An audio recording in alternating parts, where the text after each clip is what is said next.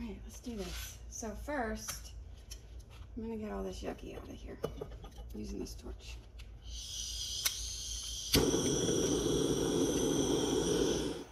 So because the torch is so loud, I'm just going to talk over this part. What I'm doing here is heating up the crucible so that I can get some of that old borax out of the crucible. It's got all kinds of impurities in it and it just makes things yucky. So I'm just going to get it out of there, and then we're going to move on to adding new borax to coat the crucible and start doing a melt.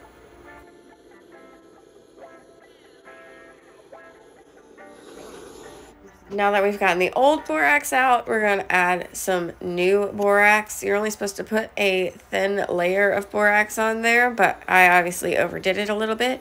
We're going to speed past this real quick and get to the cool part. Look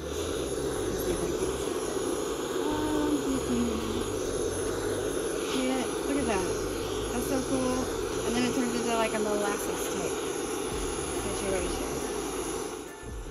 Now, I cut out quite a bit of this, but what you're going to do is heat it up until it turns into that like liquid honey molasses type consistency, and then tilt your crucible around and heat it until the entire inside is coated completely. You want to also make sure that you get to that little lip there so that you can make sure that when you go to pour, it pours straight into the mold. I'm going to put in some sterling silver scraps and about ½ ounce of fine silver casting grain.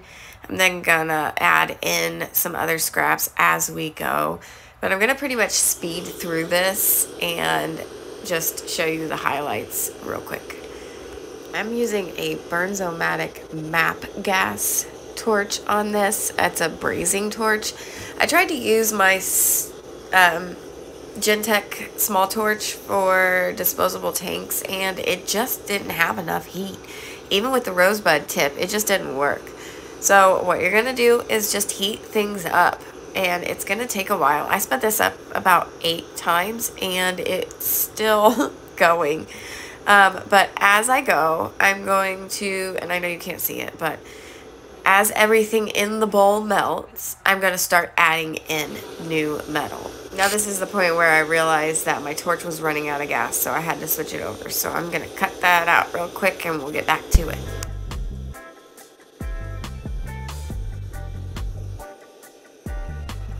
Now it didn't take too long to get it back up to temperature because I tried to be as fast as I could.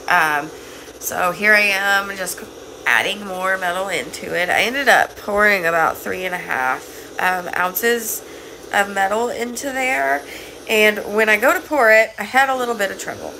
My torch kept like going out and I had to restart it and do all kinds of stuff. It just kind of was a pain. So just be careful with how you're pointing your torch, because if you point it inside the little box you've made there, it will go out because there's no oxygen coming to it. So when you're melting such a big ingot, you need to make sure that it's all the way melted, all the way on the inside. And that's what I didn't do here. You need to tap it on the side of the mold or stir it with your graphite rod. That's probably what's the most.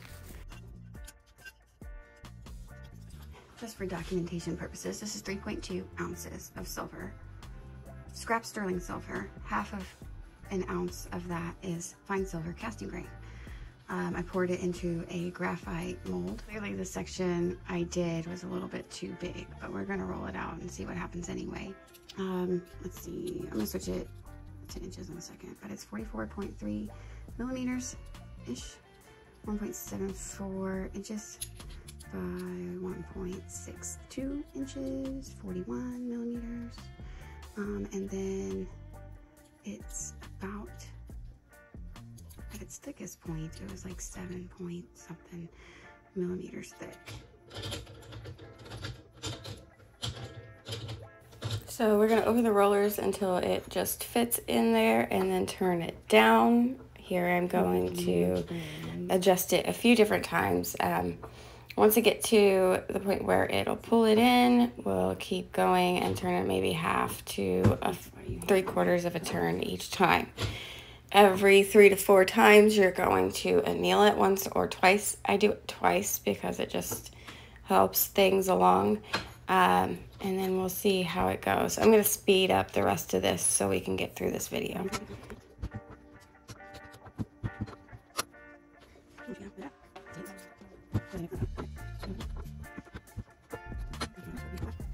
Now, after I annealed it this time, I rolled it a few times the same way, and then I turned it. It actually flattened out the metal to where it wasn't curved like that anymore. So I do that a few times, but I'm going to cut most of that out and get to the end where we see our nice big thin sheet.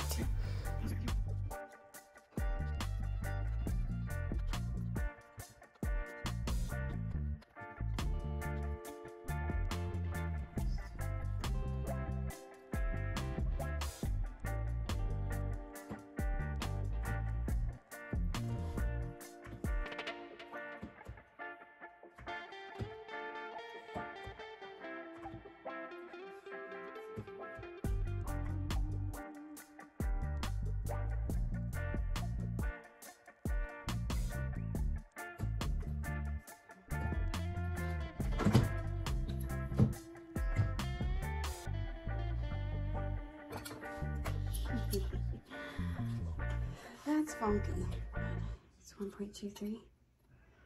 I'm going to stop there. Anneal it, flatten it. Let's see what we got.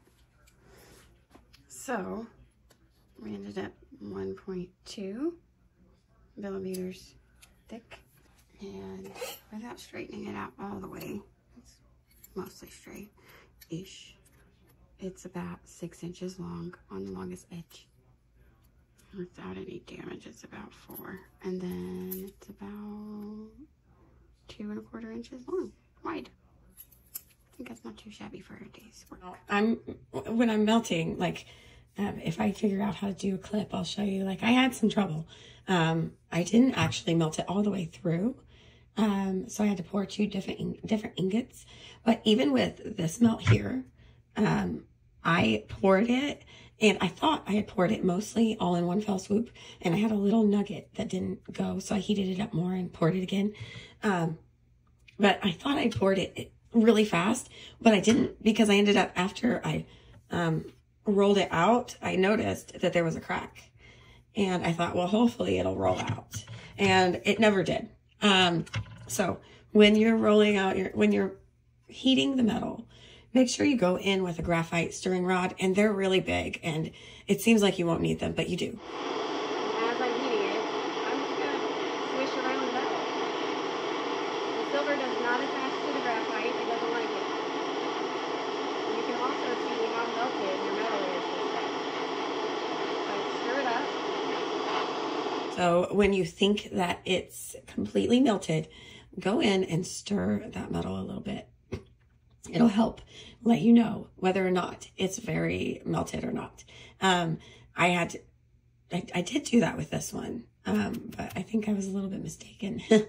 But then what I did was I took the same metal, the exact same metal, and I added 2 small pieces, like little pieces, like maybe this section altogether, of fresh new metal to it. So it didn't matter about the fresh new metal, but I remelted it. And I made sure that my crucible was glazed properly, and I heated everything up perfectly, and I melted it. And then after I lift my crucible towards my mold, I stay there at like a tilted, not pouring it yet, but tilted.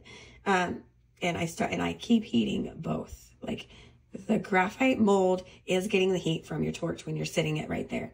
So I kept heating my metal a little bit longer, and then I poured it real fast. And that's really the only way that you can do it.